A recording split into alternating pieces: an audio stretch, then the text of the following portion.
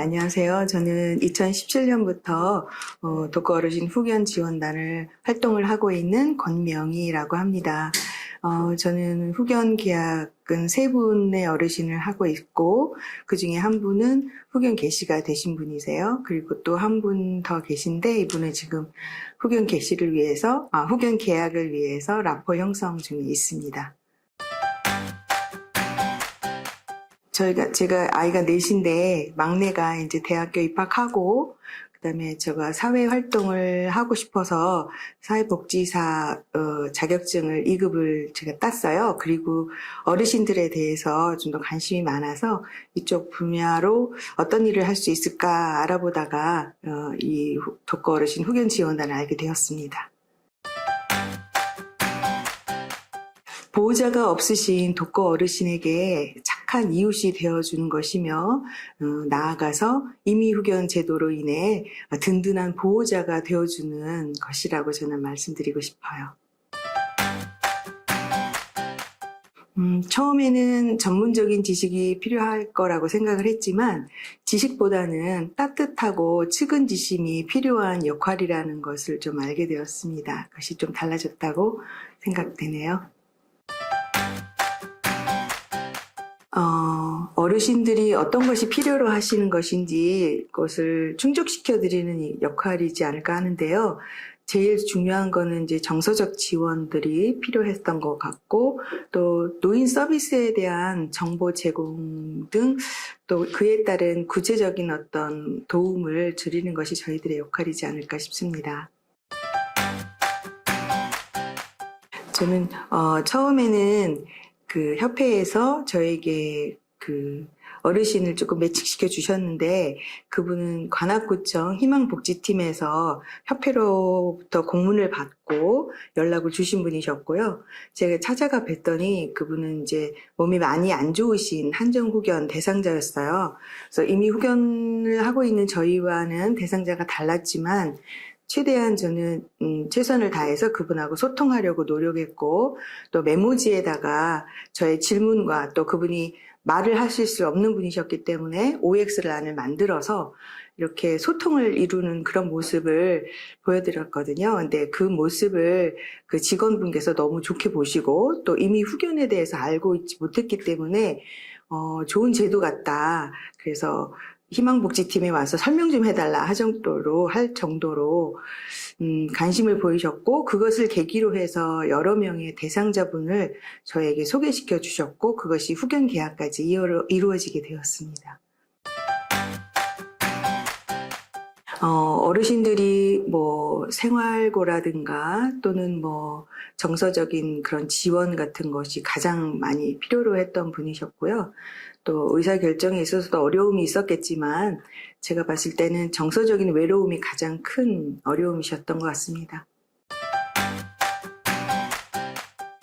지금 후견 개시가 되신 분이셨는데, 이분은 이제 개시 전에 후견 계약을 하시고 요양병원에 계셨던 분이셨는데요. 코로나 시기였었어요. 그때는 이제 면회가 어려웠었잖아요. 그래서 이제 영상통화를 주로 많이 했었는데, 불편한 점이 무엇이세요? 하고 여쭤봤더니 손이 가장 불편하다고 하시는 거예요. 그래서 왜 그러느냐 했더니, 이제 이분이 가려움증이 있으셨거든요. 근데 그 가려움증을 커버하려고, 그러니까 그것에 대해서 막 이렇게 긁으면 각질이 떨어지고 하니까 그 치매 장갑을 끼고 계셨었어요. 그래서 그게 가장 불편하다 그러셔가지고 장갑을 한번 벗어보세요 했더니 손등이 다 까져 계셨어요. 얼마나 부볐는지. 너무 어려운 상황에 계셨고, 그 처우가 사실은 그 병원이 좋지 않았다는 거를 좀 깨닫게 되어서 다른 병원을 알아봐야겠다는 생각을 했고, 어르신께 여쭤봤더니 다른 데로 가고 싶다고 하셨어요. 그래서 그 구청 직원에게 이제 연계되어 있는 병원들을 좀 소개해달라 해가지고 여러 군데 찾아가 봐서 좋은 곳을 제가 또 다시 이렇게 전원시켜 드렸고, 그 전원해야 했던 그 병원에서는 굉장히 처우가 좋으셔서 위생적인 면이라든가 가려움증도 금방 나아지셨고, 좀 더 생활이 좀 더 나아지셨던 것으로 제가 경험하였습니다. 일단 이미 후견이라는 말 용어 자체가 좀 어렵고요. 그 다음에 이것을 잘 풀어서 말씀을 드려도 우리가 계약까지 가려면은 공증이라는 말씀을 드려야 하거든요.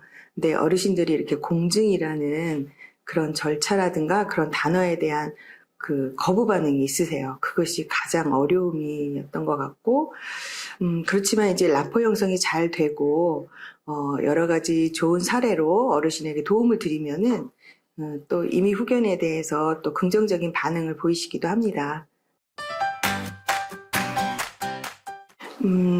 처음에는 그렇게 이제 거부 반응을 일으키셨다가, 나중에는 이게 공적인 관계가 되잖아요. 이미 후견을 하고 나면은.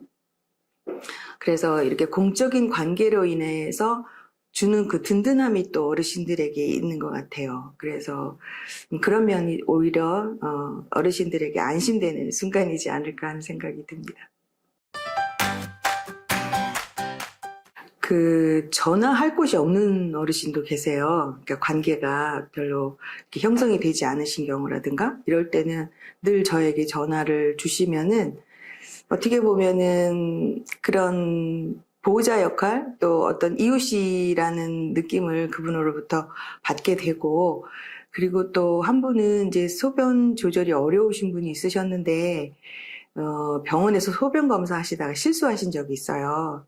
근데 그런 실수를 할 때는 보호자가 그걸 처리해야 한다고 병원 측에서 그렇게 저에게 맡겼었거든요. 그럴 때는 제가 정말 이분의 보호자구나 하는 생각을 또 하게 되더라고요.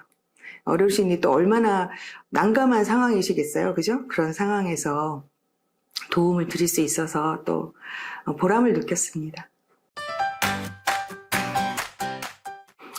아무래도 어르신들을 만나다 보니까 또 어려운 상황에 계신 분들을 만나다 보니까 나의 미래에 대한 생각도 하게 되고 저를 이제 되돌아보는 그런 계기가 되면서 또 이분들에게 사랑으로 다가갔을 때 또 사랑이 아닌 상태에서 다가갔을 때의 그 반응들을 보면서 인간으로서 어떻게 살아야 될까, 또 그런 덕이라는 게 뭘까를 또 이렇게 생각하게 되면서 참 인간화 시켜주지 않았나 하는 생각을 합니다.